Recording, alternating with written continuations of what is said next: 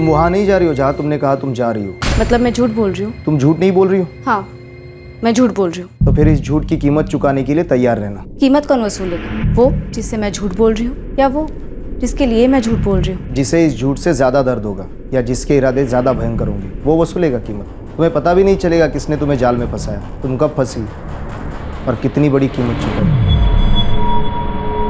झूठ वो छल है जो बोलने वाला अपने साथ करता है लेकिन सोचता है कि वो सामने वाले के साथ कर रहा है। झूठ वो जाल है जो इंसान अनजाने में अपने लिए बिछाता है। जब इंसान अपने आप से कुछ छुपाता है तब उसे सतर्क हो जाना चाहिए, क्योंकि जब सच्चाई की दहलीज पार होती है तब झूठ का कारवां बन जाता है जिसे तकदीर बड़ी बेरहमी से लूट लेती है।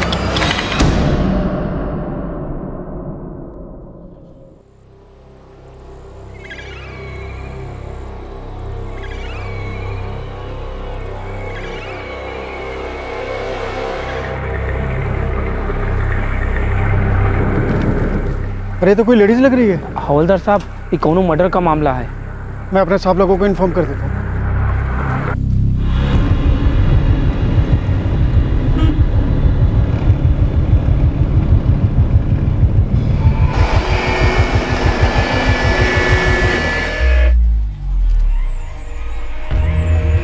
फिरोज सर यहीं कहीं आसपास छुपाया होगा, ढूंढो।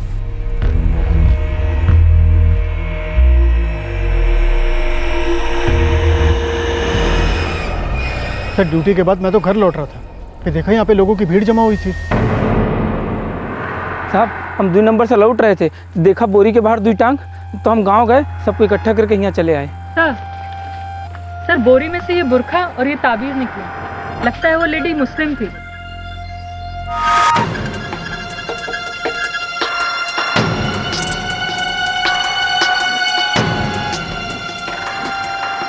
तुरंत फोन करके डाइवर्स यूनिट को बुला लो। सर शायद पानी में फेंका गया होगा। सर हाथ और पैरों में कंगन और पायल खींचने के निशान हैं, लगता है चोरी का मामला है। सर और धड़ अलग अलग, सिर्फ चोरी का मामला नहीं हो सकता। पर पहले सर तो मिले और औरत की शनाख्त तो हो। शिवचरण साहब भदोही और आसपास के गांव में पता करो, कोई जवान औरत मिसिंग है क्या?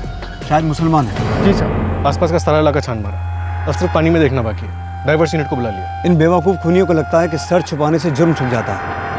इन्हें ये नहीं पता हमें एक बाल भी मिल जाए तो हम उसकी खाल निकाल सकते हैं। फिर एक बार एक सर कटी लाश, फिर एक बार विक्टिम एक औरत। इस वक्त सिर्फ इतना जान पड़ रहा था कि औरत जवान थी और शायद मुस्लिम थी।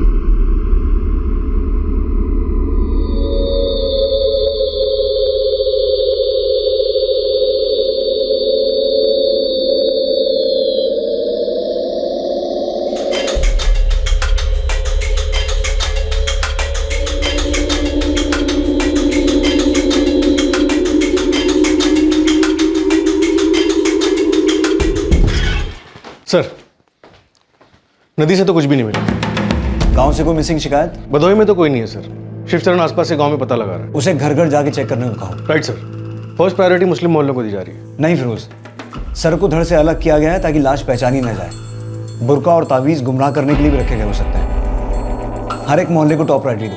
Right sir.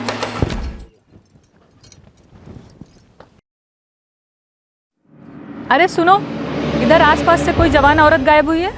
क्यों? क्या हुआ? लाश मिली है नदी के पास से, मुसलमान जान पड़ती है। क्या हुआ साहब? किसकी लाश है? भाई पता होता तो यहाँ क्यों आते हम? कोई औरत है आपके मोहल्ले में जो रात को घर ना आई हो, गायब हो, भागी हो? नहीं साहब, मेरे ध्यान में तो कोई नहीं है कोई ऐसी? सुना है कोई? पता चले तो तुरंत बताना हमें। ठीक है साहब। नदी के सबसे नज़दीक जो घर है वो है इम्तियाज़ का। अब लाश को या पता वहीं पर फेंका हो या फिर किसी ने मार गिराया हो सकता है उसने कुछ देखा सुना हो। कौन है इम्तियाज़? करता क्या है?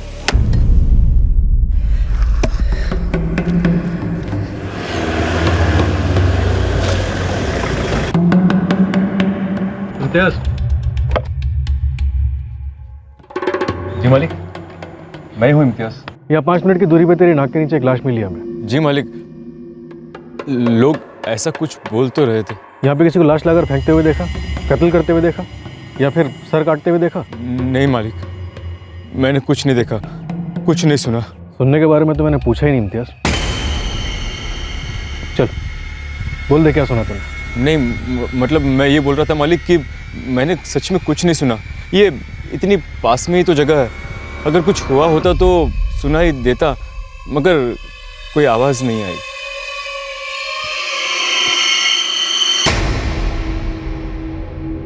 इस इम्तियाज के सारी डिटेल्स निकलवाओ शिक्षक। जी साहब। वैसे चेहरे का रंग उड़ गया था उसका। कुछ तो छुपा रहा है। वैसे कुल्हाड़ी देखी उसकी?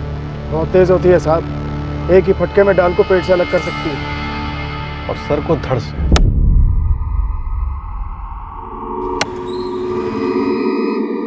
जब तक सर नहीं मिल जाता, मौत का एग्जैक्ट कारण बताना बहुत ही डिफिकल्ट है इंस्पेक्टर। 24 घंटे हो गए हैं डॉक्टर, ना ही हमें इसका सर मिला और ना ही इसकी पहचान है। मैं बॉडी को विसेरा एनालिसिस के लिए भेज देता हूँ। रिपोर्ट आने में थोड़ा वक्त लगेगा, लेकिन रिपोर्ट के बावजूद सर का मिलना बहुत ज़रूरी है। मौत का मेडिकल कारण और कत्ल का क्रिमिनल कारण, दोनों के लिए सर का मिलना बहुत ज़रूरी है। सर भदोही और आसपास के 8 गांव से किसी भी जवान औरत की कोई भी मिसिंग कंप्लेंट दर्ज नहीं, ना हिंदू ना मुस्लिम ना कोई और। फिरोज, ये औरत शायद बाहर की हो सकती है, लेकिन कातिल का इस इलाके से कोई ना कोई ताल्लुक ज़रूर है, वरना चुनकर भदोही की नदी क्यों? ये फोटोग्राफ्स पूरे स्टेट में सर्कुलेट करवाओ, ऑनलाइन ऑफलाइन दोनों।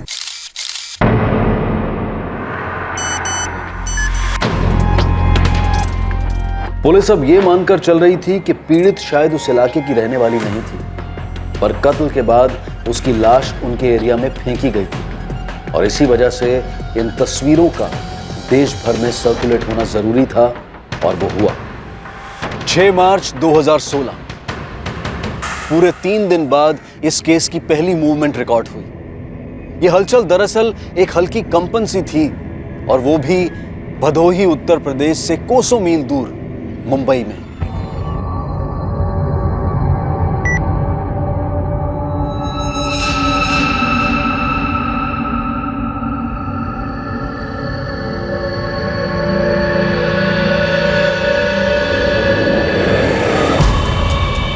बेटा रुबीना, नानी जान कहाँ है? घर पे। सायरा खाला, खाला, सायरा खाला। अरे 1 मिनट रुक राशिद। खाला जल्दी आओ। अरे क्यों इतना गला फाड़ रहा है? खाला ये फोटो देखो, क्या दिखता है आपको? लाहौल वला कुव्वत, क्या क्या फोटो दिखाता है? देखो तो सही, क्या दिखता है आपको? अरे मुझे नहीं देखनी ऐसी खौफनाक तस्वीरें, कुछ भी दिखाता है। अल्लाह। अरे खाला ध्यान से देखो, क्या दिखता है आपको? देखो। बिना मुंडे की लाश है, और क्या क्या दिखाते रहता है? लेकिन है किसकी? देखो ठीक से देखो। मुझे तो लगता है ये अपनी हिना की तस्वीर है। मुझे तो फुल टू डाउट है ये अपनी हिना की है, इसलिए मैं भागता भागता आपके पास आ गया।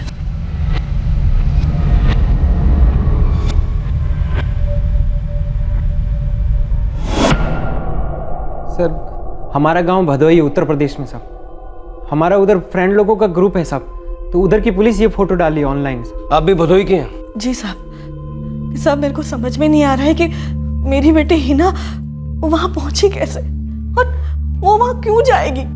सर अभी आपने मिसिंग कंप्लेंट दर्ज करवाते वक्त कहा था कि आपकी बेटी हिना 1 मार्च को दरगाह पर गई थी दुआ के लिए। घर से निकलते वक्त तो यही बता के गई थी कि मन्नत मांगने जा रही हूँ करके, फिर आज राशिद ने ये फोटो दिखाई। अपटे भदोही पुलिस को फोन लगाओ। 3 मार्च को हमें लाश मिली थी, जैसा कि आपने फोटो में देखा है, सर नहीं था धड़ पर, अभी तक मिला भी नहीं है। 2 मार्च को हिना सैयद की मिसिंग कंप्लेंट यहाँ पर दर्ज हुई थी। उसकी माँ और मौसेरे भाई को लगता है कि ये लाश हिना की है।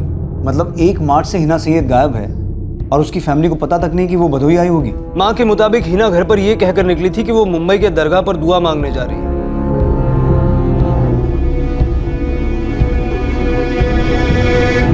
हिना कल घर से कितने बजे निकली थी? यही दोपहर को खाने के बाद 2-2:30 बजे। वो अपना फोन भी घर पे ही भूल गई थी। अम्मी, मैं दरगाह जाके आती हूँ। अरे ऐसा कैसे एकदम से? बस अम्मी, थोड़ा जी मचल रहा है, दरगाह जाके सुकून मिलता है मेरे को। जल्दी आ जाऊंगी। अम्मी मेरे लिए अफलातुन लाना। हाँ बच्चा, ज़रूर लाऊंगी। अल्लाह हाफिज़ अम्मी। 5 साढ़े 5 बज गए तो मुझे लगा कि अभी तक क्यों नहीं आई। मैंने उसको फोन लगाया मेरी मोबाइल से। नानी, मम्मी तो अपना फोन यहीं पे ही भूल गई।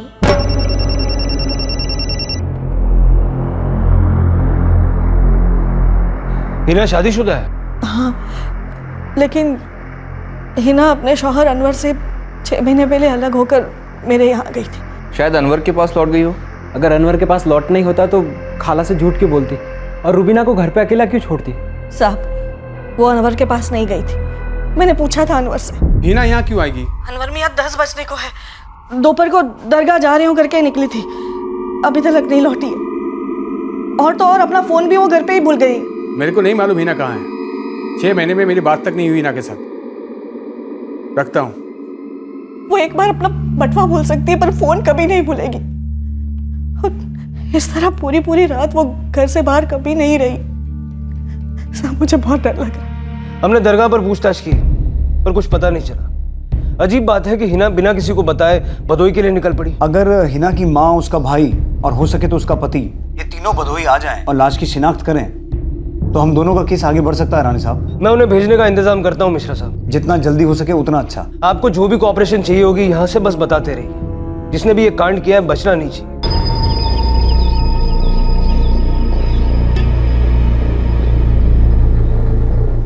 रुबीना की नानी जी, धक्का तो मुझे भी बैठा है सुनकर, लेकिन मैं वहां आकर क्या करूंगा? वैसे मैं भी वहां जाके क्या करूंगी? मेरी हिना को वापस तो नहीं ला सकती। सिर नहीं है तो पक्का कैसे पता वही है? इसीलिए तो तुम्हें बुलाया है, पहचान करने। पुलिस वालों ने तुम्हारा नंबर भी लिया मुझसे, तुम्हें उठवाने वाले थे, लेकिन मैंने कहा रुको, अनवर को मैं बदोई लेके आती हूँ।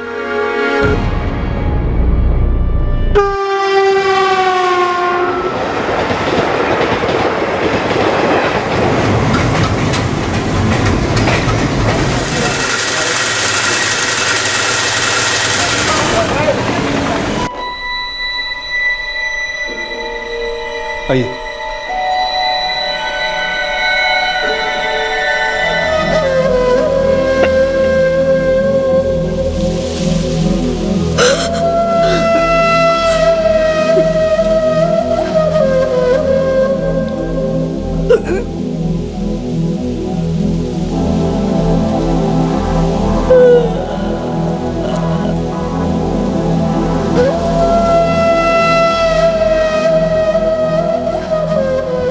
सालों पहले हिना के अब्बा सईद साहब हिना की अम्मी के साथ यहाँ बधोई से मुंबई आए थे। तो उनके यहाँ कोई रिश्तेदार तो होंगे? रिश्तेदार तब होते हैं साहब जब रिश्ते रखे जाते हैं। मेरे हिसाब से यहाँ कोई नहीं उनका। अनवर, तुमने मुंबई पुलिस को बताया कि तुम्हारी हिना से ठीक से बात तक नहीं होती थी? हम दोनों पानी और तेल थे साहब। सोचा था रुबीना के पैदा होने के बाद हम दोनों के बीच की गर्मा गर्मी बंद होगी, लेकिन वो तो और बढ़ती गई। इसलिए 6 महीने पहले सोचा एक दूसरे को जानने समझने का वक्त देते हैं। हम अलग हो गए साहब। तो इन 6 महीनों में तुम एक बार भी नहीं मिले? एक फ़ोन भी नहीं? अपनी बेटी के लिए भी तुमने फ़ोन नहीं किया? नहीं किया साहब। पैदाइश से रुबीना को अपने से ही लिपट कर रखा है हिना ने। तो फिर रुबीना को अकेला छोड़कर दरगाह का बहाना बनाकर मुंबई से बदोही क्यों आई? ये साहब, ये दरगाह वाली बात मेरे को हजम ही नहीं हो रही साहब। कोई तो है वहाँ मुंबई में या फिर यहाँ बदोही में जो हिना को मुंबई से बदोही लेकर आया। जिंदा या मुर्दा ये पता लगाना बाकी है। मेरे को कुछ समझ भी नहीं आ रहा साहब। ये अनवर, तुम्हें कुछ दिन यहाँ रुकना पड़ेगा। अरे साहब, नौकरी पेशा वाला आदमी हूँ, नौकरी से निकाले 2-4 दिन की बात है। अगर ज़रूरत पड़ेगी तो तुम्हारे फैक्ट्री मालिक से हम बात करेंगे।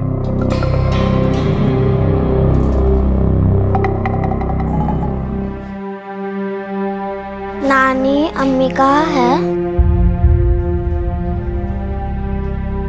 सायरा जी, सवाल सीधा है, सीधा जवाब दें। क्या कातिल आपका दामाद अनवर है? बेटी को ये मैं क्या सीधा जवाब दूंगी साहब? दरगाह जा रही हूँ कह के घर से निकली थी। अम्मी, मैं दरगाह जाके आती हूँ। पता नहीं यहाँ भदोही कैसे पहुंच गई वो? क्यों क्यों आई थी वो यहाँ? लाश पर से हमें कोई गहने नहीं मिले। क्या हिना ने कुछ पहने थे? वो बिना चूड़ियां, पायल, हार पहन घर से निकलती नहीं थी। गहनों की शौकीन थी मेरी हिना। जब वो नौकरी करती थी तब काफी कुछ बनवाया था उसने। तो कहाँ है वो गहने? घर पे मेरी अलमारी में।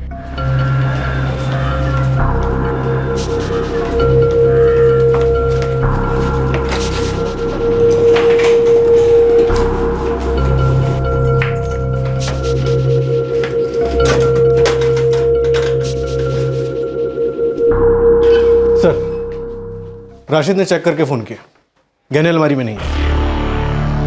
लगता है हिना ने आपसे झूठ कहा। उसका दरगाह जाने का कोई प्लान था ही नहीं। वो घर से कहीं और जाने के लिए निकली थी।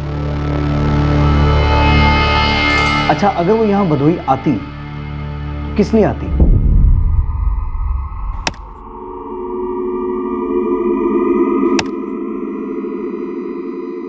भैया एक बनारसी सादा कतरी सुपारी। चलो एक टाइम मान लेती हूँ वो मुझसे झूठ बोल सकती, पर वो अपनी बिना को अकेले छोड़कर कहीं नहीं जा सकती। खून में लिख कर दे सकती हूँ मैं। हो सकता है यहाँ भदोही किसी से मिलने आई हो, किसी काम से। ना हम इस जगह के काम के हैं, ना ये जगह हमारे काम की। 12 साल पहले हिना के अब्बू चल बसे। उसके बाद इस जगह का नाम भी हमारे घर में कभी नहीं उठा। एक बार हिना आई थी यहाँ, तब वो 8 साल की थी। बाकी कोई रिश्तेदार नहीं हमारे। सायरा जी, आपकी बेटी हिना को बहुत भयंकर तरीके से मारा गया है। उसका सर भी हमें अभी तक नहीं मिला। अब वो यहाँ खुद आई, किसी के साथ आई, या फिर जबरदस्ती लाई गई, ये सब जानने में अगर कोई मदद कर सकता है तो वो आप हैं। मैं क्या मदद कर सकती हूँ साहब? अपने शौहर को छोड़कर मेरे पास आई थी मेरी इकलौती हिना। हम ही एक दूसरे का सहारा थे, और मेरा हमारे कलेजे का टुकड़ा। सब कुछ सही तो चल रहा था, फिर वो यहाँ क्यों आई? मुझसे झूठ क्यों हो रही वो? सर, गर्दन से नहीं बल्कि कंधे से काटा गया। यस डॉक्टर, ये मैंने भी नोटिस किया था। और इसी वजह से हमें पोस्टमार्टम करने में बहुत डिफिकल्टी आ रही है। अगर कोई अंदाज़ा लगाना हो तो क्या कहेंगे आप? बहुत हाई चांसेस हैं कि इनका सर काटने से पहले इनका गला घोटा गया था। ये यहाँ आई कैसे? खुद आई, लाई गई, जिंदा थी या मुर्दा? बहुत से सवाल हैं, लेकिन कोई भी ठोस जवाब नहीं आ रहा है सामने। एक सर कटी लाश की बिना सर मिले आइडेंटिफिकेशन हो गई थी, लेकिन मौत का कारण अभी तक सामने नहीं आया था। और ये बात भी अंधेरे में थी कि आखिरकार हिना अपनी मां से झूठ बोलकर अपने सारे गहने लेकर कहां के लिए निकली थी। क्या वो किसी के साथ निकली थी, और क्यों?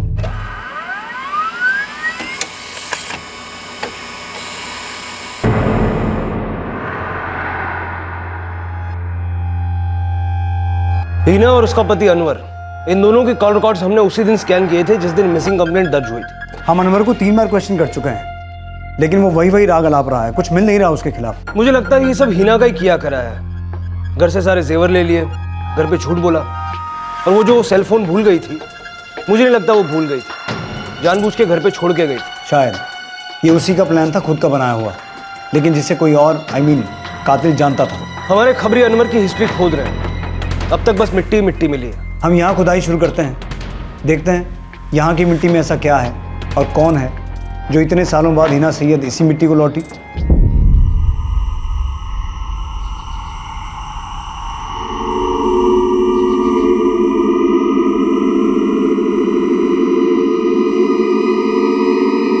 सर, हो सकता है हिना ने अपनी माँ से झूठ बोला, शायद उसकी लाइफ में कोई और। उसकी लाइफ में बेटी भी तो थी फिरोज। क्राइम हो, अफेयर हो, आज तक हमने ऐसी कितनी औरतें देखी जो अपने बच्चे को उसके हाल पर छोड़कर अपनी मर्जी से किसी और के साथ चली गई हो। सर, शायद वो वापस आने वाली हो, शायद उसे लगा हो कि ये सब कुछ समझने के लिए उसकी बेटी काफी छोटी है। कितनी बार वही सवालों का जवाब दूं सर? इस बार सवाल अलग है। हिना का किसी के साथ कोई चक्कर था?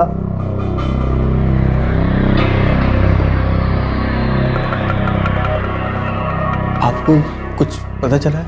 अनवर, सवाल हम कर रहे हैं, जवाब तुम्हें देना है। अगर था कोई चक्कर उसका तो मैं अभी सुन रहा हूँ आपके मुंह से साहब। तुम दोनों के बीच अनबन की क्या वजह थी?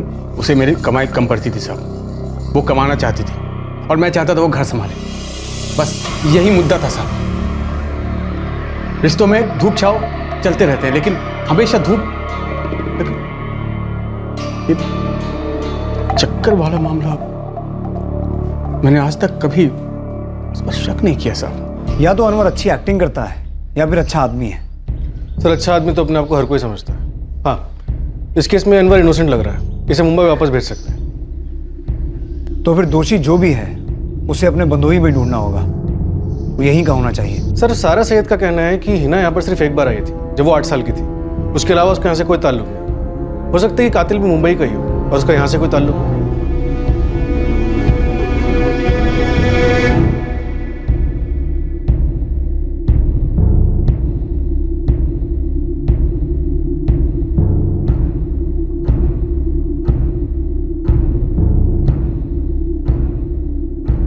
भदोही और उसके आसपास के गांव में पता करो। हाल फिलहाल में कोई मुंबई से आया है? जी सर। कोई ना कोई जरूर होगा जिसका मुंबई से कोई ताल्लुक है, और हिना सैयद से भी। ये केस खत्म नहीं होगा, लेकिन शुरू मुंबई में हुआ है, पक्का वहीं का कोई कनेक्शन है। पुलिस घास के बोरे में सुई ढूंढने निकली थी, इस उम्मीद से कि सुराग की सुई उस शख्स की तरफ इशारा करेगी जो मुंबई, भदोही और हिना को एक ही धागे में सी गया था। अनुमान लगाया जा रहा था कि वो शख्स हिना सैयद को करीब से जानता था, और यह भी मुमकिन था कि हिना अपने कातिल से पूरी तरह अनजान थी। शक की सुई आखिरकार हल्की सी हिली। साहब, जहाँ तक मुझे पता चला है 2 मार्च को वो मुंबई से यहाँ आया था। पान की दुकान पर पान भी खाया था उसने। तो अभी कहाँ है वो? सुना है मुंबई रिटर्न हो गया 4 दिन पहले। 8 मार्च को? जी साहब। कौन है ये मुनीर कुरैशी? मुंबई में काम करता है सर। उसकी बीवी राबिया यहीं भदोही में रहती है।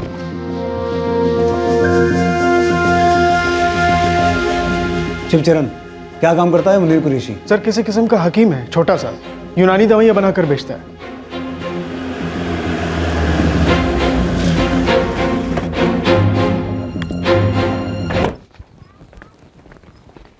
राबिया, तुम्हारे शौहर मुनीर कुरैशी का है? वो बाहर गए हैं। बाहर मतलब नदी के पास? जी नहीं, वो मेरा मतलब है वो मुंबई गए हैं। नंबर दो उसका।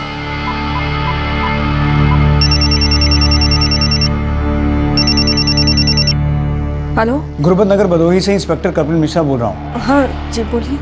आप भदोही के किसी मुनीर कुरैशी को जानती हैं? Munir Qureshi? The number you are trying to call is currently switched. इसका फोन स्विच ऑफ क्यों आ रहा है? मैं नहीं जानती। क्यों? हिना सैयद को जानती हो? मुझे नहीं पता। कौन है हिना सैयद? हिना मुंबई की रहने वाली औरत है। उसकी सर कटी लाश हमें यहाँ मिली थी। साहब, मैं सचमुच नहीं जानती कौन है ये औरत। देखो राबिया, एक बात कान खोलकर सुन लो। अगर तुमने मुनीर को ये बताने की कोशिश की कि हम यहाँ आए थे, उसे ढूंढ रहे थे, तो तुम दोनों के साथ बहुत बुरा होगा। कहीं आप वो यूनानी हकीम मुनीर कुरैशी के बारे में तो नहीं पूछ रहे? जी हाँ, वही। दरअसल हम यहाँ बम्बई में उन्हीं से दवाई लेते हैं। हिना भी लेती थी? रुबीना के लिए हिना उन्हीं से इलाज करवाती थी। उसकी बीवी यहाँ भदोही में रहती है? हाँ, जानती हूँ, राबिया नाम है उसका। लेकिन बात क्या है?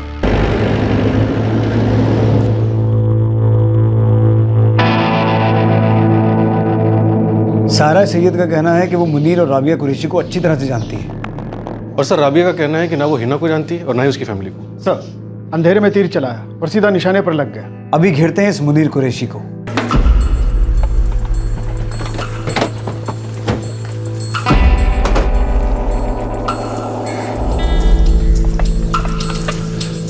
ये हकीम साहब आए नहीं आज? मुनीर भाई एक अरसे से दिखे नहीं है साहब। रहता कहाँ ये मुनीर कुरैशी? वो तो मालूम नहीं साहब, लेकिन दुकान में आते जाते वक्त सलाम दुआ हो जाता है, आगे कुछ नहीं साहब। मुझे नहीं मालूम मुनीर कुरैशी कहाँ रहता है। मैं जब भी उससे मिली हूँ दवाखाना में ही मिली हूँ। वैसे ताल्लुक क्या है मुनीर का? अभी पक्का नहीं है, पर हमें शक है उसमें। क्यों? कैसे? 2 मार्च को मुनीर भदोई में देखा गया। 3 मार्च को आपकी बेटी की लाश मिली भदोई में। 8 मार्च को आप भदोई पहुंचे और उसी दिन मुनीर रवाना हुआ मुंबई के लिए। तो समझिए आप। मुनीर कुरैशी, मेरी हिना। और सुनिए, 1 मार्च को आपकी बेटी हिना घर से ये कहकर निकली थी कि वो दरगाह जा रही है और फिर गायब हो गई। और 1 मार्च से ही इस मुनीर का दवाखाना बंद है लगातार। ये जो कुछ भी है इत्तेफाक नहीं है। राबिया ने तो हमें एक ही नंबर दिया है जो हमने आपके साथ शेयर किया। ठीक है, हमने उस फोन को सर्वेलेंस पर तो डाल ही दिया है, उसके सारे रिकॉर्ड्स भी निकलवाते हैं। मुझे डाउट है कि वो अपना फोन स्विच ऑन करेगा। अभी नहीं करेगा तो कभी ना कभी तो करेगा। नजर में आया है हमारी, पकड़ में आते देर नहीं लगेगी। यहाँ हमने भी उसके घर के बाहर 24 घंटे नजर रखवाई है। कहीं लौटा तो वहीं दबोच लेंगे। 2 अलग-अलग राज्यों की 2 अलग-अलग पुलिस टीम्स ने संदिग्ध मुनीर कुरैशी को पकड़ने के लिए जाल बिछा दिया था। दोनों राज्यों की पुलिस टीम्स को इस बात पर यकीन था कि हिना सैयद के कत्ल के पीछे मुनीर कुरैशी का हाथ है, लेकिन दोनों टीम्स इस बात से अनजान थी कि हकीम मुनीर कुरैशी का ट्रीटमेंट एक तीसरी टीम ऑलरेडी शुरू कर चुकी है। वो मुंबई क्राइम ब्रांच के हाथ लग चुका था। वो मेरी बीवी क्या है साहब? तेरी बीवी कहाँ है मुनीर? गांव में साहब, भदोई उत्तर प्रदेश। सीधा सीधा बोलेगा ना तो बचेगा। अगर हमने इलाज करना शुरू किया ना तो बचने की कोई उम्मीद नहीं है। बहुत गलत हकीमों के हत्थे लगाए तू। एक दिन पहले मुनीर कुरैशी क्राइम ब्रांच के हाथ लग गया था।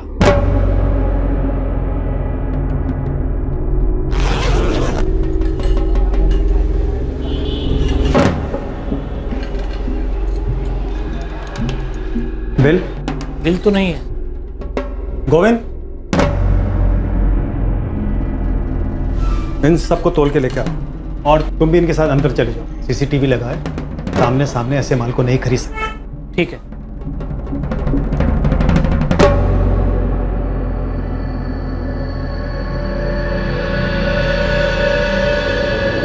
हेलो इंस्पेक्टर साहब। एक अलग ही चोरी के गहनों के केस के सिलसिले में सारे जौहरियों को अलर्ट किया गया था। मुनीर उसके पास जेवर बेचने आया था और उस सतर्क जौहरी ने क्राइम ब्रांच को खबर कर दी और क्राइम ब्रांच ने मुनीर को अपनी कस्टडी में ले लिया था। यकीन कीजिए साहब, मैं सच कह रहा हूँ। वो गहने वाकई में मेरी बीवी राबिया के हैं साहब, मैं सच कह रहा हूँ साहब। रावले, भदोई थाने फोन लगाओ और कहो कि मुनीर कुरैशी की बीवी राबिया कुरैशी को अभी कभी उठवाएं। Sir, Munir Mumbai crime branch की कस्टडी में। कैसे? मुंबई में चोरी के गहने बेचते हुए पकड़ा गया। वहां से फोन आया कि राबिया को क्वेश्चनिंग के लिए बुलाया जाए। कुछ और बताया उन्होंने? नहीं सर, पर मैंने उन्हें बताया कि हम लोग मुनीर को एक मर्डर केस में ढूंढ रहे हैं। हो सकता है मुनीर जो जेवर बेचने की कोशिश कर रहा था वो हिना सैयद के हों।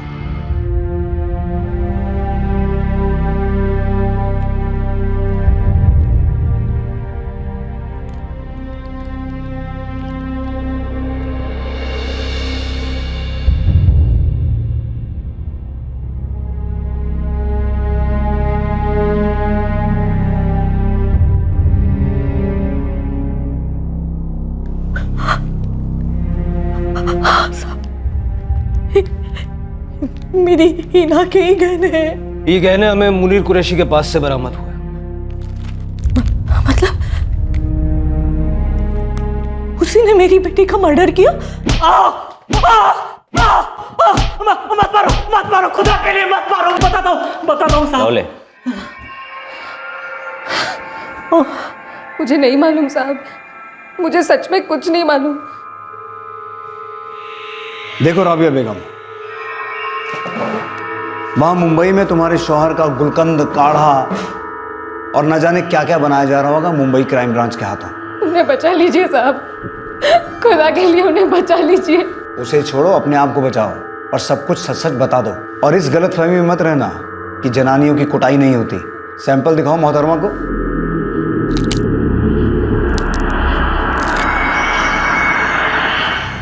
बहुत बड़ी गलती कर गया मैं, दहलीज पार कर गया। पहेलियां मत बुझा और सीधे सीधे बात कर, वरना हमारे डंडे बोलेंगे फिर। साहब, हिना सचमुच अपना घर छोड़कर मेरे पास आई थी, लेकिन वो ऐसा कोई कदम उठाएगी ये मैंने सपने में भी नहीं सोचा था।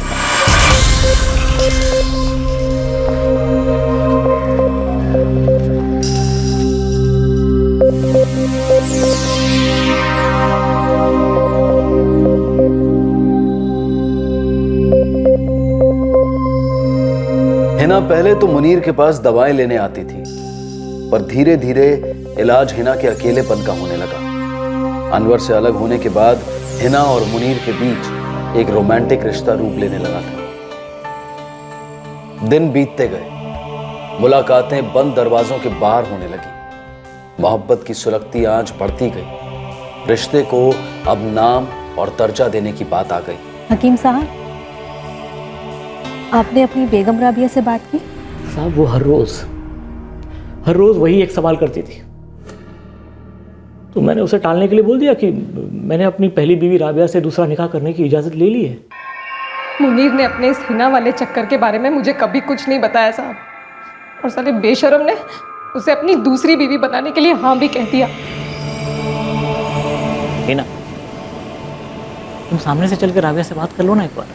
वैसे तुम्हारी तसल्ली के लिए बता दूं कि मैंने उससे बात कर रखी है और उसे इजाज़त दे दी। वहीं भदोई में बाकायदा उसकी नज़र के सामने निकाह करेंगे, फिर मुंबई लौटेंगे और एक साथ रहेंगे।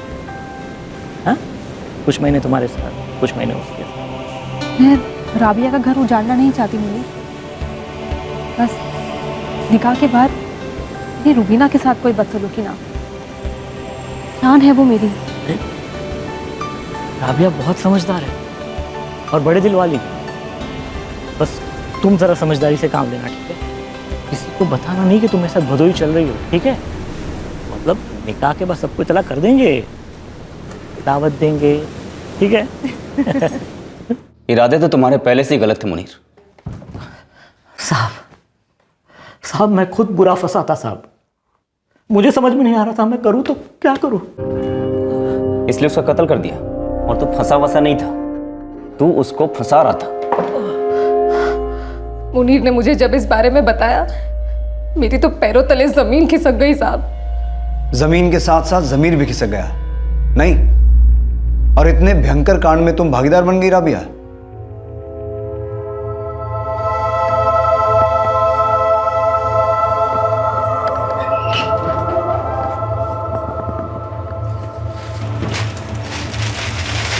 हिना मुनीर की बातों में आ गई। उसने अपनी मां तक को अपने प्लान के बारे में नहीं बताया था। धीरे धीरे अपने कपड़े और चीजें वो थोड़े थोड़े करके मुनीर के पास छोड़ती आई थी। और फिर आया 1 मार्च का दिन।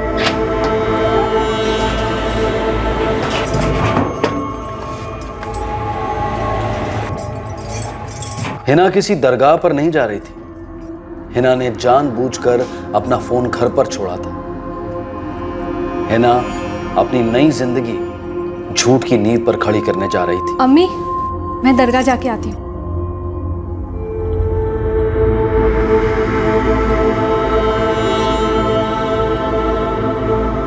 और उसी दिन 1 मार्च को हिना सैयद मुनीर कुरैशी के साथ भदोही जाने के लिए रवाना हुई। मुझे नहीं मालूम था कि मुनीर घर आ रहा है। मैंने तो दरवाजा खोला और दंग रह गई।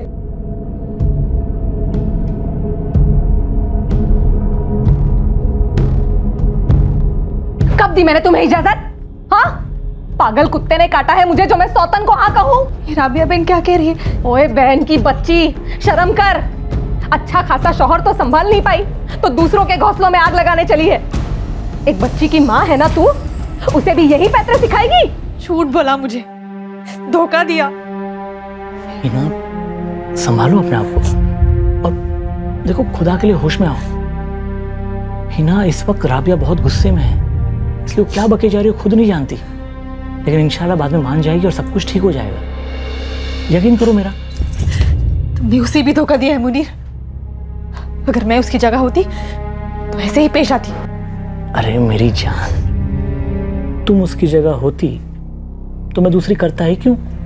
कल सुबह के पहले ये औरत ना इस घर में होनी चाहिए और ना तुम्हारी जिंदगी में, कह देती हूँ मैं, वरना मैं काट डालूंगी इसे। काटने वाटने की बात तो यूं ही गुस्से में बोल दी थी साहब, मेरा ऐसा कोई इरादा नहीं था। हाँ, तुम तो दूध में धुली फरिश्ता हो, तो फिर शैतान कौन है? अकेला मुनीर? गलती हो गई साहब, दिल में लालच छा गया था। दिल विल का तो छोड़ दे मुनीर, तेरे गंदे दिमाग में साजिश छा गई थी। सही कह रही हो, बिल्कुल सही कह रही हो तुम। काट ही डालते सारी को। क्या? देखो राबिया, मेरी बात पे गौर करो। वो किसी को बिना बोले बताए मेरे साथ यहाँ आई है। यहाँ तक कि अपना मोबाइल फोन भी यहाँ नहीं लाई। मतलब उस तक पहुँचना किसी का भी नामुमकिन है। हम उसे पहुँचा देते हैं, फिर हम तक पहुँचना भी लोगों का नामुमकिन होगा। क्या बात कर रहे हो तुम? कम से कम 1 से 1.5 लाख के गहने वो अपने साथ लाई है। जरा सोचो, वो सारे गहने हमारे होंगे, तुम्हारे होंगे। सोचो।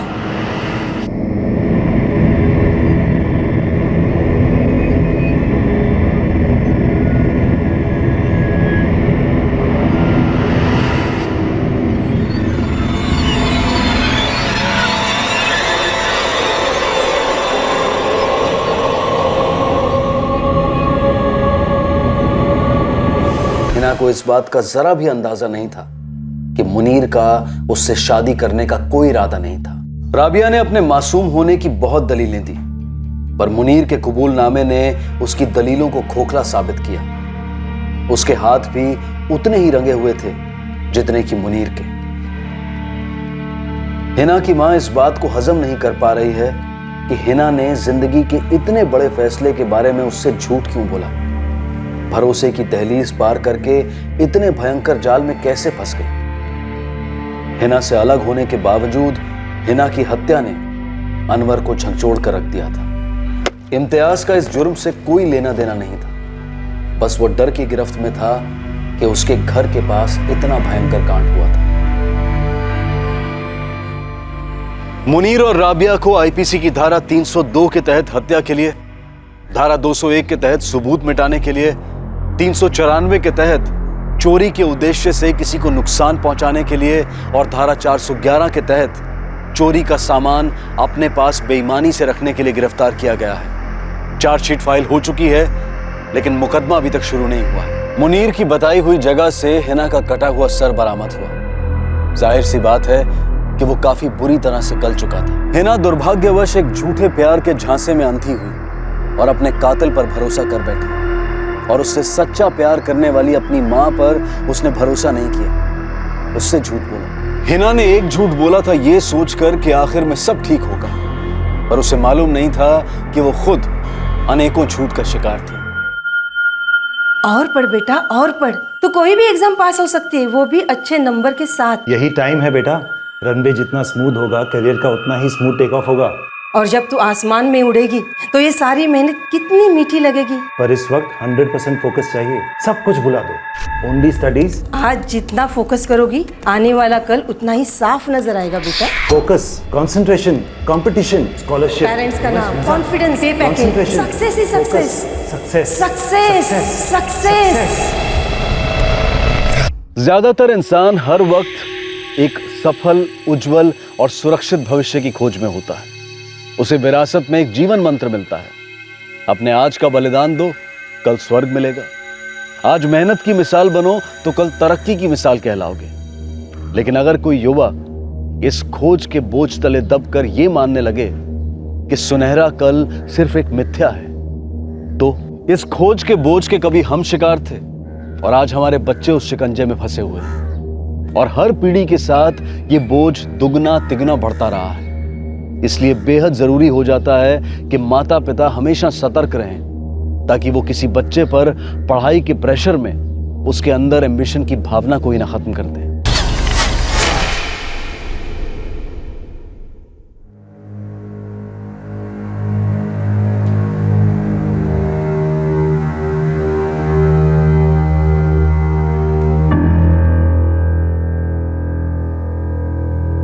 कॉन्ग्रेचुलेशंस बेटा, कॉन्ग्रेचुलेशंस। तुमने हम सबका सर ऊंचा कर दिया है। यू डिड इट बेटा, you did it. Varsha, celebrate करते हैं। सबके लिए आइसक्रीम मंगवाओ। आई, मैं मंगाती हूँ। हाँ। अनीता बेटा, जिस कंपनी में तुम्हारी प्लेसमेंट हुई है ना, वो स्टॉक एक्सचेंज में धूम मचा रही है। तुम्हें जॉब नहीं मिली है बेटा, तुम्हें पंख मिले हैं, पंख। लेकिन वो सब फाइनल एग्जाम्स के बाद। अभी एग्जाम्स में ना इतने अच्छे नंबर लेकर आना कि कंपनी सीधा तुम्हें डबल प्रमोशन दे दे। और हाँ बेटा, तुम्हें पंख जरूर मिले हैं, लेकिन उन्हें बहुत सावधानी से खोलना होगा। कॉर्पोरेट सेक्टर में first impression is the only impression.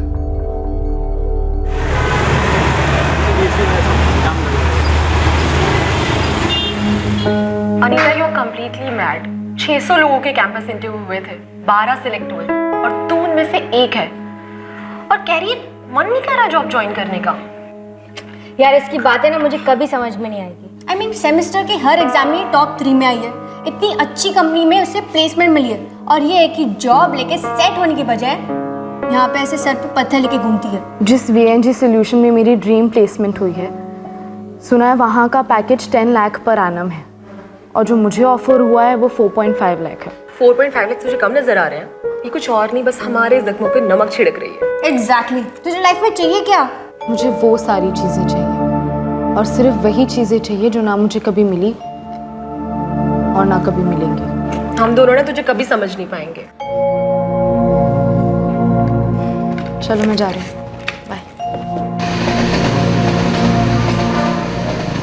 Anita जो चाहती थी वो सभी की समझ के बाहर था, क्योंकि वो खुद नहीं समझ पा रही थी, अपने आप को कह नहीं पा रही थी कि उसे वाकई में जिंदगी से क्या चाहिए।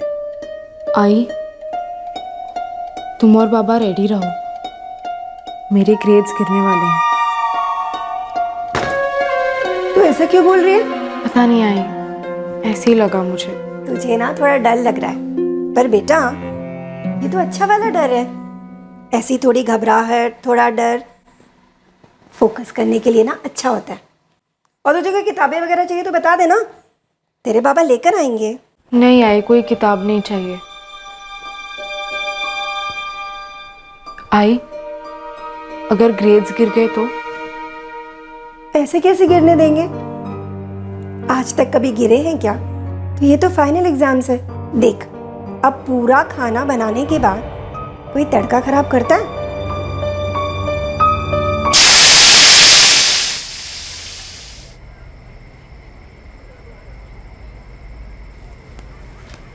ताई, आपको किसके साथ कंपेयर करते थे आई बाबा? आत्माराम काका की मालिनी से। और फिर जब मेरे ग्रेड्स बढ़े तब कंपैरिजन बंद हुआ। मतलब मेरा तो कोई चांस ही नहीं है, क्योंकि मेरे ग्रेड्स तो तुम्हारे जैसे आने से रहे। लाइफ भर सुनने को मिलेगा, अपनी ताई को देख, अपनी ताई से सीख। तेरी ताई ने देखने या सीखने लायक अब तक कुछ नहीं किया अर्चना। ओहो, मॉडेस्टी की भी हद होती है। लगातार A+, वो भी हर सेमेस्टर में। यार अब इससे ऊपर कहाँ जाओगी? ऊपर या नीचे तो नहीं पता, पर कहीं ना कहीं तो जाना है मुझे। देवा रे देवा, फिर से कॉन्सेंट्रिक सर्कल्स में बातें। ये तेरे जैसी इतनी फोकस्ड लड़की इतनी कंफ्यूज्ड बातें कैसे कर सकती है, और कर क्यों रही है? एक हफ्ते बाद अनीता का फोटो सोशल नेटवर्किंग साइट्स और ग्रुप्स में वायरल हो गया। अनीता गायब हो गई थी।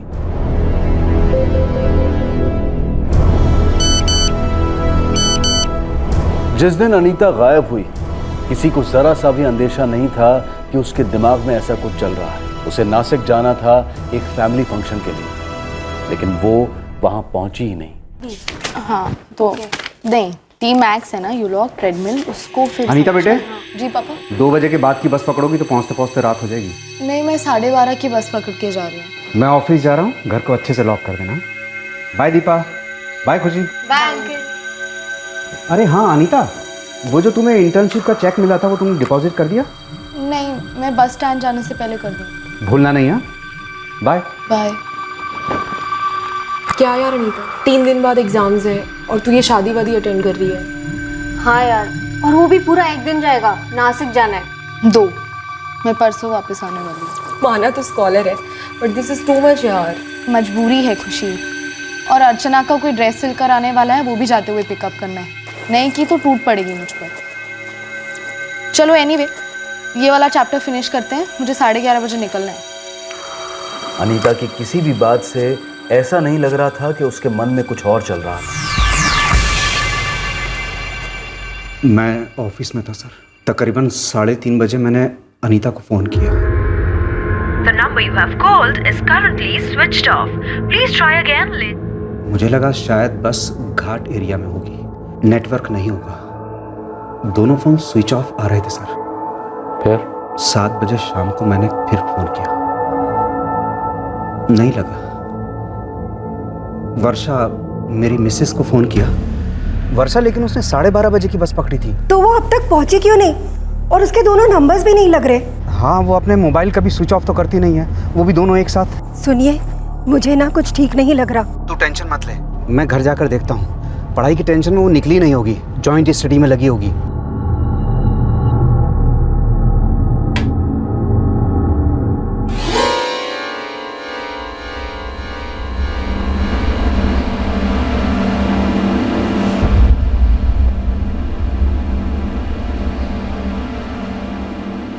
दोनों फोन शुरू तो हुए सर, लेकिन क्या रमेश जी? लेकिन उन दोनों में सिग्नल नहीं था सर। तब मुझे पता चला कि उनमें सिम कार्ड ही नहीं थे।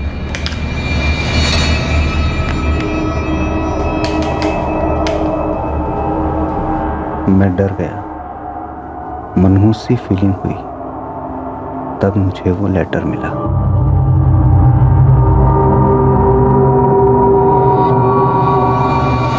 आई, बाबा, अर्चना, मैं थक चुकी हूँ। मुझे नहीं मालूम मुझे क्या चाहिए। मैं जा रही हूँ अपनी मर्जी से। प्लीज़ मुझे ढूंढने की कोशिश मत करना। मैं अब कभी नहीं मिलूंगी।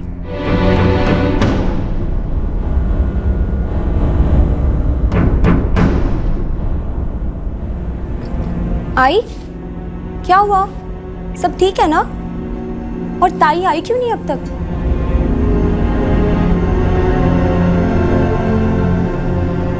उसने लेटर में लिखा है कि वो अपनी मर्जी से जा रही है। तो क्या आपके घर में ऐसा कुछ हो रहा था जो उसकी मर्जी के खिलाफ था? सर, ऐसा कुछ नहीं है। मेरी भतीजी अनीता इंजीनियरिंग के फाइनल ईयर में पढ़ रही थी, टॉपर रही है वो। और तो और 2 दिन के बाद उसका फाइनल एग्जाम शुरू होने वाला है। कैंपस सिलेक्शन में अच्छी टॉप कंपनी में रिक्रूट हो चुकी है। सच बताऊं तो सर, अनीता जैसी सीधी और सुलझी हुई लड़की ढूंढ के भी नहीं मिलेगी। लेकिन अगर अनीता जैसी पढ़ी लिखी और सुलझी हुई लड़की ये लिख कर जाती है कि मैं अपनी मर्जी से जा रही हूँ, मुझे ढूंढने की कोशिश मत करना, मैं नहीं मिलूंगी, तो उसकी कोई तो वजह रही होगी। सर, अनीता के दोनों नंबर्स की डिटेल्स अगले आधे घंटे में हमारे पास होंगी। मैंने उस बैंक से ही बात की जहां वो अपने इंटर्नशिप का चेक डिपॉजिट करने वाली थी। वो जो तुम्हें इंटर्नशिप का चेक मिला था वो तुमने डिपॉजिट कर दिया?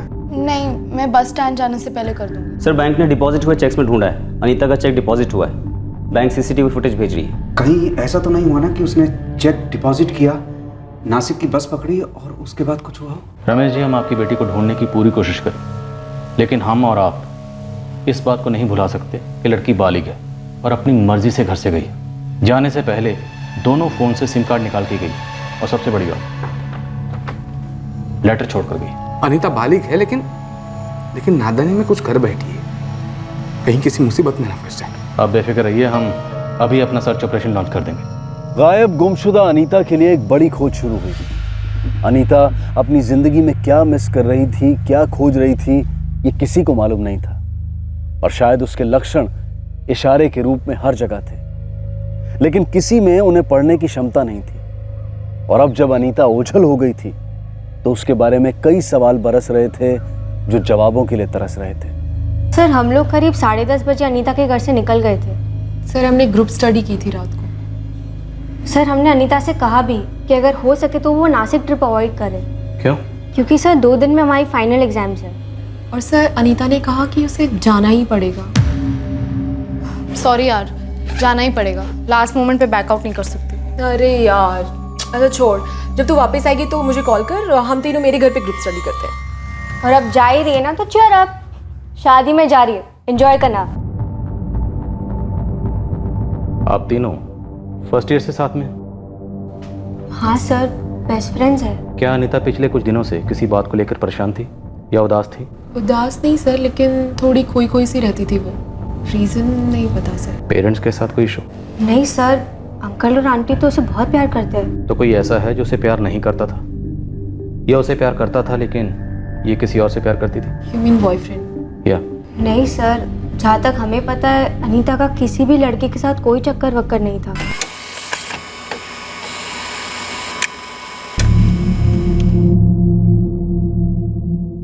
अरे कल दुपारपर्यंत घरी होती, 11:30 तक यहीं थी, बाद में निकल गई वो।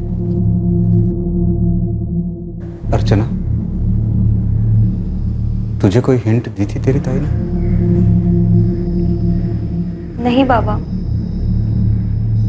ताई तो मेरी रिसेप्शन वाली ड्रेस लेकर आने वाली थी। अचानक क्या हो गया उसे? मुझसे कुछ कहा था उसने। ऐसे भागने वाली बात नहीं थी, पर इतने सालों में फाइनल एग्जाम्स में कम मार्क्स आने का डर लग रहा था उसे। परसों रात ही उसने मुझसे बात की थी। और तुम मुझे अब बता रही हो? कहा क्या था अनीता ने तुमसे? सर, अब अनीता ने कहा था कि वो इतनी प्रेस्टिजियस प्लेसमेंट से खुश नहीं है, पता नहीं क्यों। सिर्फ प्लेसमेंट से ही नहीं सर, हर चीज़ को लेकर वो थोड़ी सैड सी रहती थी। कभी खुलकर हंसते हुए नहीं देखा हमने उसे।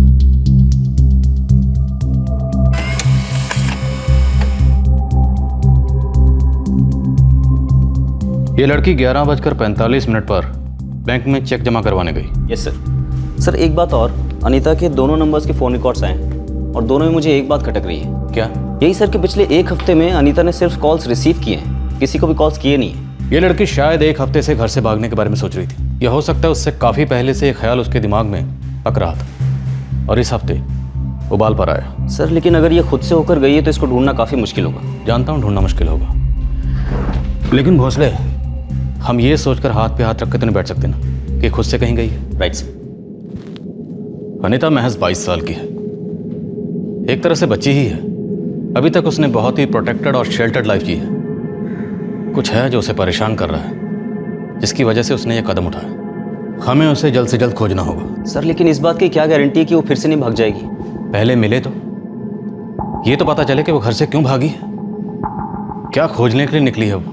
ऐसा कुछ नहीं है जो अनीता को परेशान कर रहा था। रमेश जी, हमने अनीता के फ्रेंड से बात की है।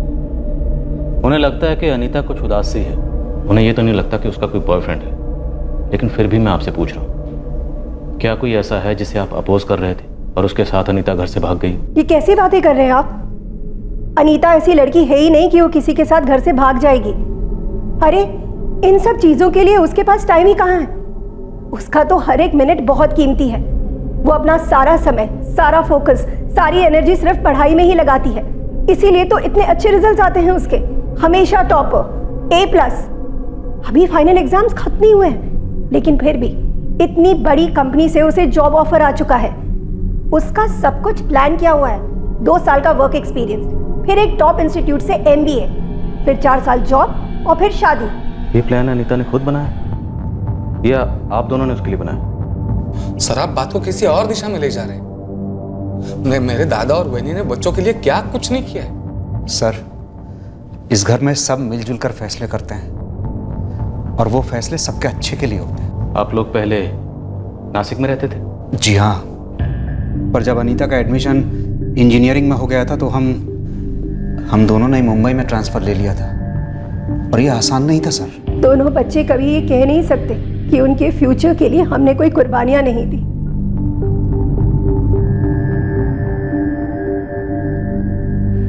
अर्चना, तुम अपनी बहन के साथ रूम शेयर करती हो ना?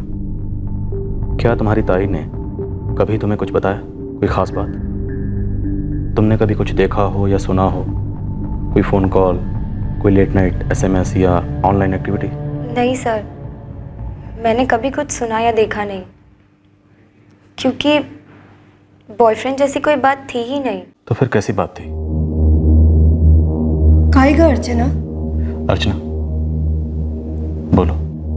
मुझे बस कभी कभी महसूस होता था। क्या?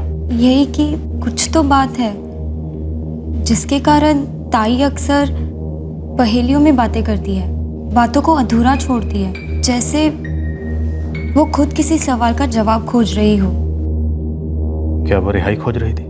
आप कहना क्या चाहते हैं? ये घर पिंजरा है? सर मैं सिर्फ पता लगाने की कोशिश कर रहा हूँ कि क्या आपकी बेटी के दिमाग में ऐसा कोई प्रेशर था जिससे वो आज़ाद होना चाहती थी। रमेश जी, कुछ सलाखें दिमाग में होती जिन पर प्रेशर का ताला लगा होता है। प्रेशर के नीचे कमज़ोर बच्चे अपने घुटने टेकते हैं। हमारी अनीता प्रेशर को चीरते हुए आगे निकल चुकी है, इसलिए घर से निकल गई। कुछ तो बात होगी, कोई वजह होगी ना।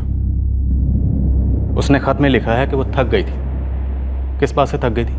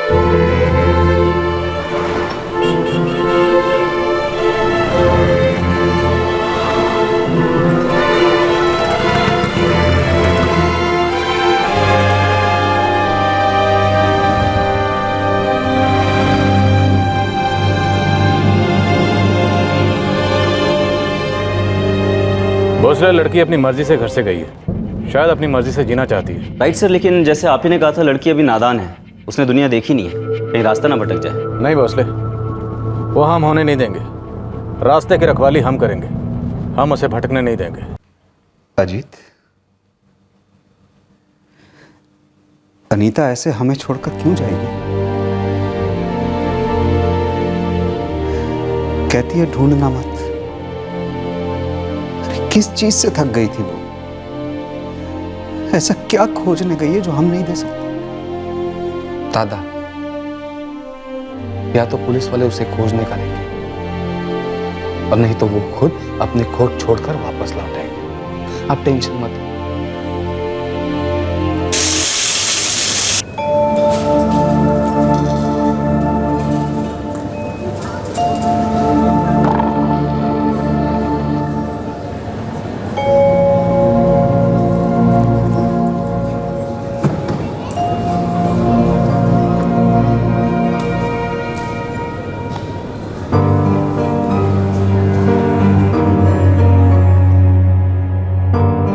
ये तुम्हारा फर्स्ट जॉब होगा, राइट? Yes sir. 12 घंटे की शिफ्ट होती है यहाँ, सुबह 11 बजे से रात 11 बजे तक। सो मैं रेडी हूँ सर। और सभी फ्रेशर्स 6000 पर मंथ सैलरी से स्टार्ट करते हैं। So is that okay? Okay by me sir. तो तुम सर्विस काउंटर पे स्टार्ट करोगी और उसके बाद let's see how you perform. Sure. तो कल मॉर्निंग से स्टार्ट करें? Yes sir. All the best. Thank you. Is that also? Yes. 2 minute लगेंगे, प्लीज हैव। ओके।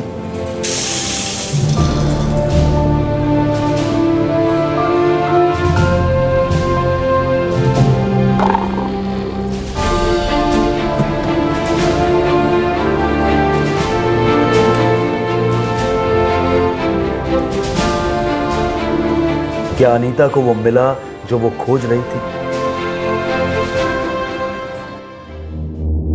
दूसरी तरफ उसकी सहेलियां, उसकी छोटी बहन और उसके माता पिता एक ही सवाल का जवाब खोज रहे थे।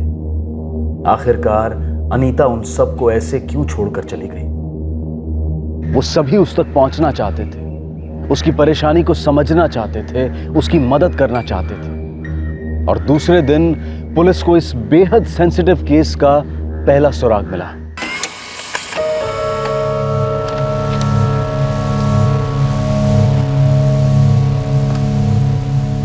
सर, ये ट्रांजैक्शन 2 दिन पहले हुआ था।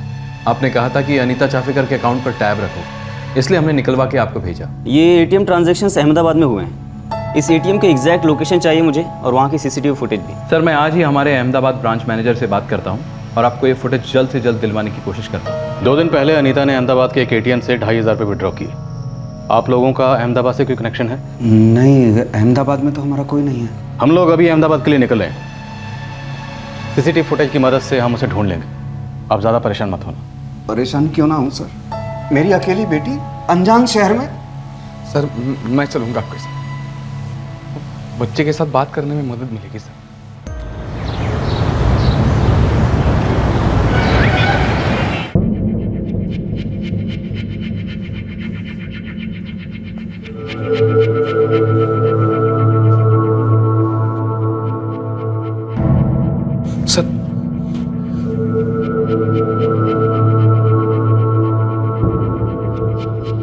ये टीम सीजी रोड पर है।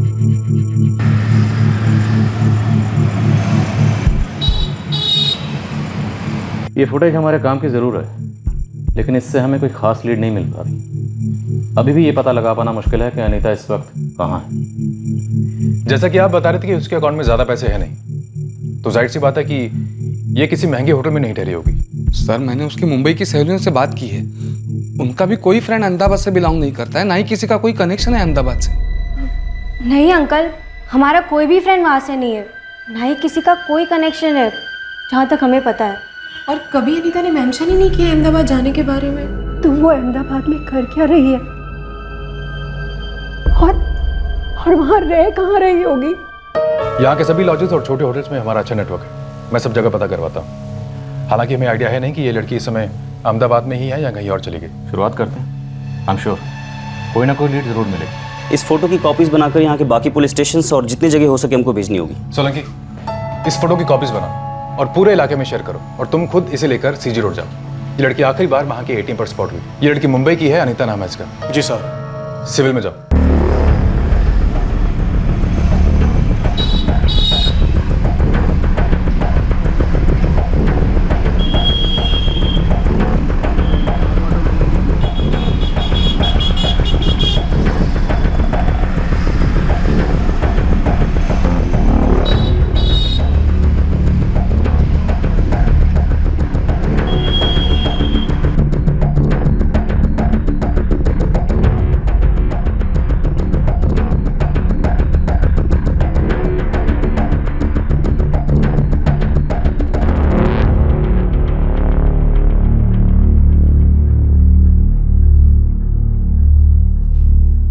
वो शायद अहमदाबाद से भी आगे निकल गई होगी। अभी तो कुछ बोल नहीं सकता रमेश दादा, लेकिन हमारे मुंबई के 2 ऑफिसर्स और यहाँ की पुलिस मिलकर काम कर रही है। अनीता के सब फोटोग्राफ्स, डिटेल सारे शहर में फैला दिए गए हैं। मैंने उसका अकाउंट दोबारा चेक किया है, 2500 के बाद कोई विड्रॉल नहीं हुआ है। आप अब वहीनी को संभालो, अर्चना को संभालो। वही कर रहा हूँ रे, लेकिन जैसे जैसे एक एक घंटा बीतता है ना, दिल में अजीब अजीब से ख्याल आते हैं।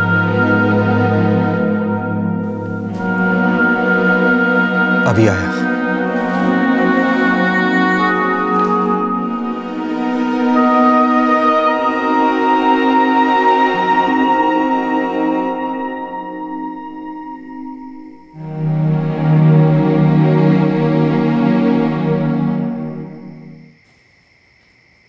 अर्चना बेटे,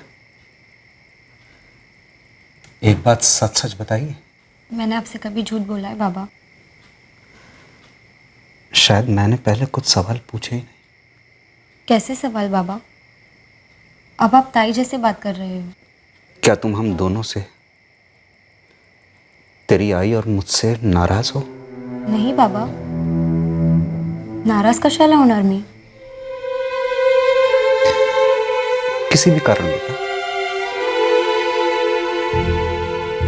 थोड़ा भी कुछ हमने किया नहीं किया, बोला नहीं बोला, तुम पर कुछ लादा या ज्यादा स्ट्रिक्ट बने, कुछ भी बेटा, खुल के बोल।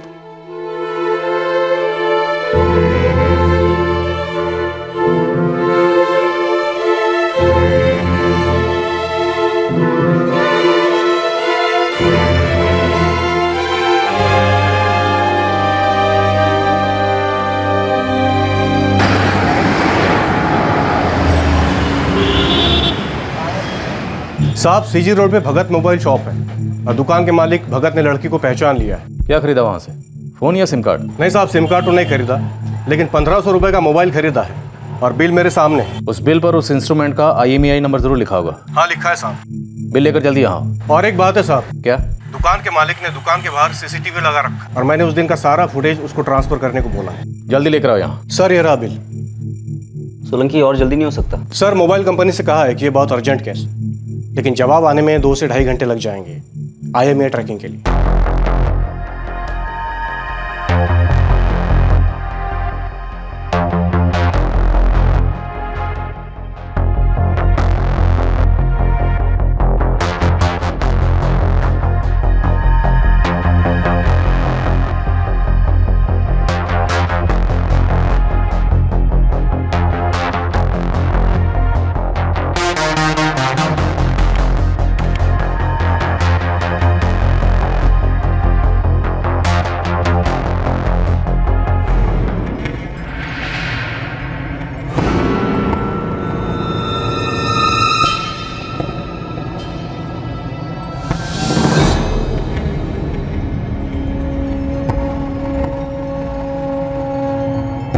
सर मैंने तो पहले कभी नहीं देखा इसे।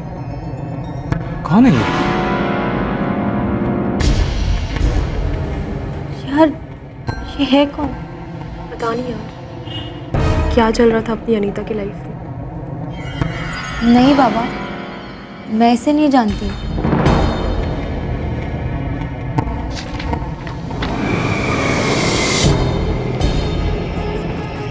महेश बंसाली नाम है सर। बाइक उसी के नाम पर रजिस्टर्ड है। एड्रेस, फोन नंबर सब है फॉर्म पर। फोन करते हैं।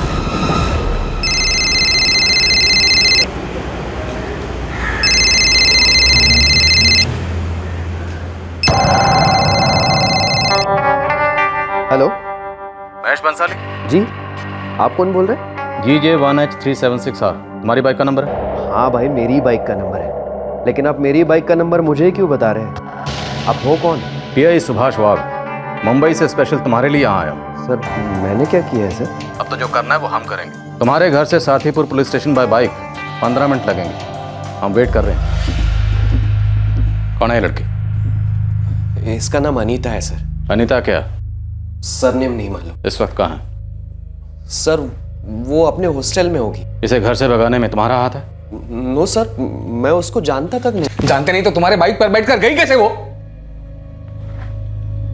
देखिए सर, ये सब क्या है मुझे नहीं पता। मैं तो बस उसकी हेल्प कर रहा था। कैसी हेल्प? वो रहने के लिए जगह ढूंढ रही थी।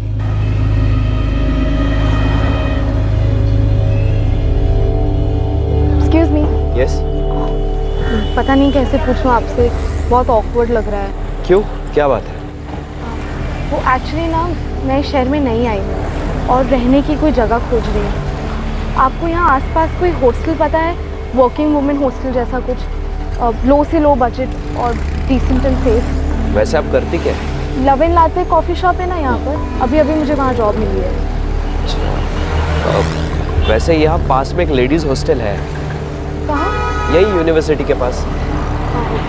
आप मुझे यूनिवर्सिटी तक का रास्ता बताएंगे? एक्चुअली मैं भी यूनिवर्सिटी के पास ही जा रहा हूँ।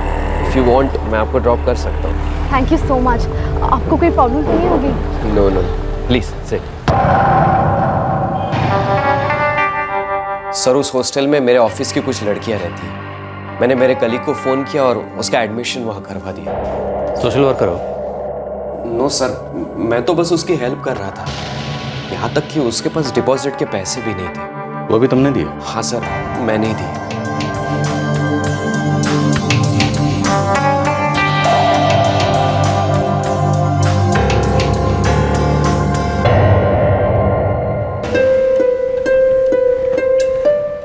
आपकी फ्रेंड के रेफरेंस से रूम तो मिल गया, रेंट भी अफोर्डेबल है, पर एक प्रॉब्लम है।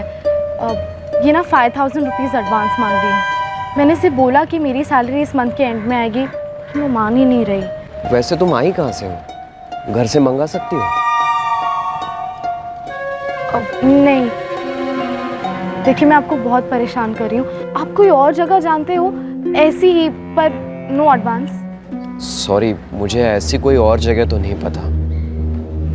अब हाँ, लेकिन एक काम कर सकते हैं। तुम्हें अगर 5000 लोन चाहिए तो मैं दे सकता हूँ। आप लेकिन मंथ एंड तक तुम्हें रिटर्न करना होगा। ओके? देखिए सर, मुझे बस इतना मालूम है कि उसका नाम अनीता है और वो उस हॉस्टल में रहती है, और सीजी रोड के पास जो love and latte coffee shop है वहाँ वो जॉब करती है। तो उस वक्त 5000 रुपये कैश थे तुम्हारे पास? नो सर, मैं वहाँ से एटीएम गया और एटीएम से पैसे विड्रॉ करके जाकर उसको दे दिए। उसके बाद ना ही मैं उसको मिला और ना ही मैंने उसको कभी फ़ोन किया। सर मेरे पास उसका नंबर है।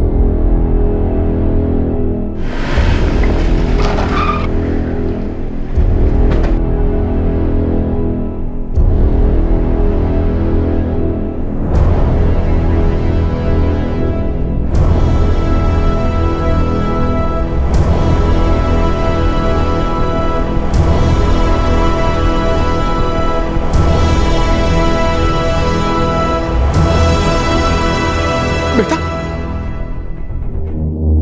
नीता, तो ठीक तो है ना बेटा?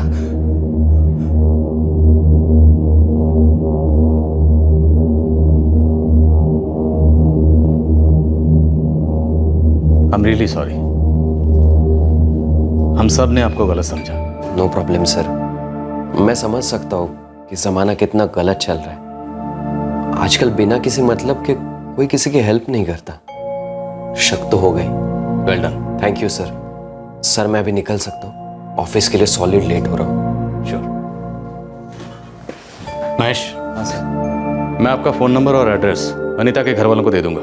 आपके 5000 आपके पास जल्द पहुंच जाएंगे। नहीं सर, पैसों की वजह से जल्दबाजी नहीं है।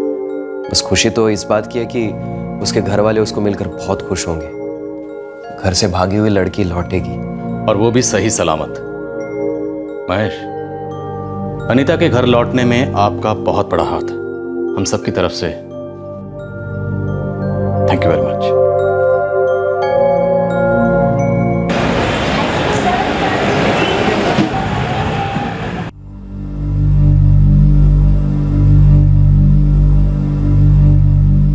आई एम सॉरी सर, मुझे नहीं पता था कि इतनी बड़ी प्रॉब्लम हो जाएगी। मैं तो साफ साफ लिख के गई थी कि मैं अपनी मर्जी से जा रही हूँ। जो कि किसी को साफ समझ में नहीं आया, क्योंकि शायद तुम ही साफ नहीं जानती थी कि तुम घर छोड़कर क्यों जा रही हो। सर मुझे ब्रेक चाहिए था। ब्रेक? लेकिन तुमने तो खत में साफ साफ लिखा था कि तुम हमेशा हमेशा के लिए घर छोड़कर जा रही हो। तुम्हें ढूंढने की कोशिश ना की जाए, तुम्हें आज़ादी चाहिए थी, फ्रीडम। फ्रीडम वो क्या होता है सर? तो मैंने कभी महसूस ही नहीं किया। मुझे तो सिर्फ प्रेशर पता है। नॉन स्टॉप पढ़ाई करो, अच्छे मार्क्स लाओ और जीना पोस्टपोन कर दो ताकि फ्यूचर सिक्योर हो। लेकिन फ्यूचर और सिक्योर का तो 36 का आंकड़ा है। जब तक आप फ्यूचर में पहुंचते हो, फ्यूचर ही नहीं रहता ना। फिर आप सैक्रिफाइस करते हो, जीना छोड़ देते हो। मैं बहुत थक गई थी इन सब चीज़ों से, और साथ साथ डर भी गई थी कि प्रेशर निगल लेगा मुझे, मेरे ग्रेड्स नीचे गिर जाएंगे और जो जॉब ऑफर हुई है वो भी मेरे हाथ से निकल जाएगी, और अगर मिल भी गई तो मैं निभा नहीं पाऊंगी। मैं बहुत कंफ्यूज हो गई थी सर। तुम घर से क्यों भागी? क्योंकि मैं जीना चाहती थी सर, नॉर्मल लोगों की तरह, नॉर्मल चीज़ें करना चाहती थी। रेगुलर जॉब करो, सेव करो, खर्च करो, मूवी देखो, मॉल में जाओ, कुछ खरीदो या कुछ ना खरीदो, लॉन्ग वॉक पर जाओ, कभी कभी थोड़ी देर के लिए कुछ ना सोचो, कुछ ना करो, बस उस मोमेंट को जियो।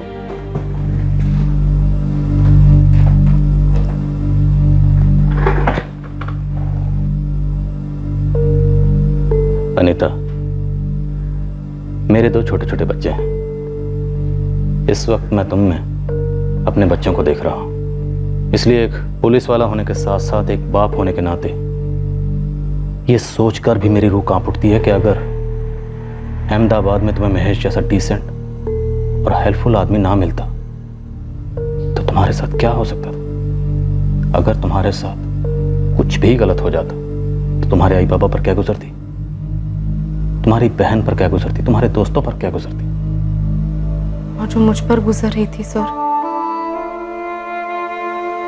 वो तो शायद हर दूसरे बच्चे पे गुजरती है, और किसी को उसकी भनक तक नहीं पड़ती। मुझे भी नहीं पड़ी, सिर्फ प्रेशर फील होता था, और मन में जो भी बातें कहने को होती थी, प्रेशर उसे क्रश कर देता था। तुम मत होने दो क्रश। प्रेशर से अपने आप को क्यों क्रश होने देती? तुम्हारे अंदर जो भी कश्मकश चल रही है उसे शेयर करो, तुम्हारे सर्कल में जो लोग हैं उनसे शेयर करो, और अगर तुम्हें लगता है कि वो खुद इस प्रॉब्लम का हिस्सा हैं तो किसी बाहर वाले से शेयर करो, और फिर भी अगर कोई हल ना निकले तो किसी साइकियाट्रिस्ट या काउंसलर की मदद लो। प्रॉब्लम से भागना कभी किसी प्रॉब्लम का हल नहीं होता। तुम एक इंजीनियरिंग स्टूडेंट हो तो क्रेस्ट एंड ट्रफ्स को तो अच्छी तरह से समझती हो, है ना? तो लाइफ भी तो वैसी ही है, कभी ऊपर कभी नीचे, कभी तकलीफें पीक पर, खुशियां बॉटम पर। कभी खुशियां पीक पर, तकलीफें बॉटम पर। और तुम तो एक स्ट्रांग लड़की हो। अहमदाबाद जैसे अनजान शहर में जाकर तुमने खुद के रहने के लिए एक जगह ढूंढ ली, जॉब ढूंढ ली। काबिल तारीफ है। सर एक बात बोलूं? बोलो। मेरा लाइफ में सुसाइड करने जैसा कोई प्लान नहीं था और ना ही कभी होगा। मैं तो बस एक नॉर्मल बैलेंस्ड जीने वाली लाइफ चाहती हूँ। अब एक बात मैं बोलूं, अपने आई बाबा को अपना दोस्त बनाकर देखो, अपना भरोसेमंद दोस्त। उनसे बात करो, अपनी प्रॉब्लम उनसे शेयर करो। हर प्रॉब्लम का कोई ना कोई सोल्यूशन जरूर होता है। और रही गलतियों की बात, तो गलतियां तो हम सब करते हैं ना। इनफैक्ट एक गलती को सुधारने के बाद दूसरी गलती कर सकते हैं। ये भी क्रेस्ट एंड ट्रफ्स की तरह ही है ना, जिसे मैनेजेबल रेंज में रखा जा सकता है ना।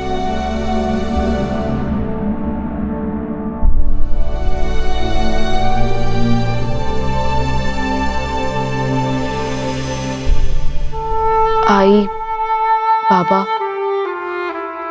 अर्चना, अजीत काका, I'm really sorry। प्लीज मुझे माफ कर दीजिए। सॉरी तो हम भी हैं बेटा, हमें माफ कर दो। अब से हम एक दूसरे को और बेहतर समझने की कोशिश तो कर ही सकते हैं ना।